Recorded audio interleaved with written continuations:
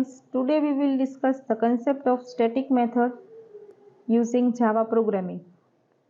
તો concept implement કરવા માટે myeclipse માં આપણે ફાઇલ મેનુમાં જઈને ન્યૂ જાવા પ્રોજેક્ટ ક્રિએટ કરીશું અને આપણી ડેફિનેશન છે એઝ અ કોમેન્ટ આપણે એડ કરી દીધી છે. તો અકોર્ડિંગ ટુ ધ ડેફિનેશન હવે આપણે કેલ્સી નામનો ક્લાસ બનાવીને એની અંદર બે સ્ટેટિક મેથડ ડિફાઇન કરવી છે. તો first we will create the class Kelsey by using class keyword અને સ્ટેટિક મેથડ ડિફાઇન કરવા માટે મેથડ સ્પેસિફિકેશન આગળ સ્ટેટિક કીવર્ડનો યુઝ થાય.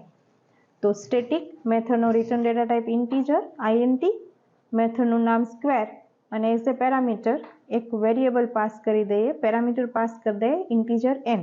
આ મેથડથી આપણે n નો સ્ક્વેર ફાઇન્ડ કરવો છે તો return n into n. Likewise we can define one more method cube to find the cube of one number. તો એને પણ આપણે સ્ટેટિક બનાવી દીધી અને return n into n into n. હવે અહીંયા સ્ટેટિક મેથડ જ્યારે આપણે કોલ કરવી હોય ત્યારે ઓબ્જેક્ટ બનાવવાની જરૂર નથી, પણ ક્લાસ નેમ અને ડોટ ઓપરેટરથી સ્ટેટિક મેથડ આપણે કોલ કરી શકીએ. તો મેઇન મેથડની અંદર ડિરેક્ટલી આઈ એમ writing one output statement system.out.println, okay, અને ડબલ કોટમાં કોઈ મેસેજ આપણે આપી દઈએ, જે મેસેજ આપણે એઝ આઉટપુટ પ્રિન્ટ કરવો છે તો કે સ્ક્વેર.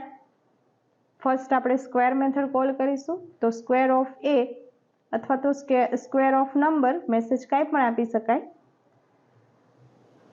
અને કમ્પ્લીટ થઈ જાય ડબલ કોટ એટલે પ્લસ કરીને હવે ક્લાસ નેમ કેલ્સી ડોટ મેથડ નેમ સ્ક્વેર. જો અત્યાર સુધી આપણે ઓબ્જેક્ટના નામ સાથે ડોટ ઓપરેટર યુઝ કરતા હતા, પણ સ્ટેટિક મેથડ છે તો ઓબ્જેક્ટ ક્રિએટ કરવાની જરૂર નથી, ક્લાસનું નેમ અને ડોટ ઓપરેટરથી મેથડ ડાયરેક્ટ કોલ થઈ શકે. ઓકે, એ જ રીતે આપણે સેકન્ડ મેથડ કોલ કરીશું જે ક્યુબ ફાઇન્ડ કરવા માટે આપણે ડિફાઇન કરેલી છે. તો again same statement system.out.println, message આપણે ક્યુબ પ્રિન્ટ કરીએ છીએ તો ચેન્જ કરી નાખીએ કે cube of a number, okay, અને મેસેજ ડબલ કોટમાં કમ્પ્લીટ થાય પછી હવે આપણે કેલ્સી અને ડોટ ઓપરેટરથી મેથડ કોલ કરીશું ક્યુબ મેથડ, ઓકે, અને જે નંબર આપશું એનો આપણને ક્યુબ મળી જશે. તો આફ્ટર ધીસ જો એક્ઝિક્યુટ કરીએ પ્રોગ્રામ તો આપણને નંબર જે આપીએ છીએ એનો સ્ક્વેર અને ક્યુબ મળી જાય છે. આ રીતે સ્ટેટિક મેથડ જાવા પ્રોગ્રામિંગમાં ઇમ્પ્લિમેન્ટ થાય. Thank you.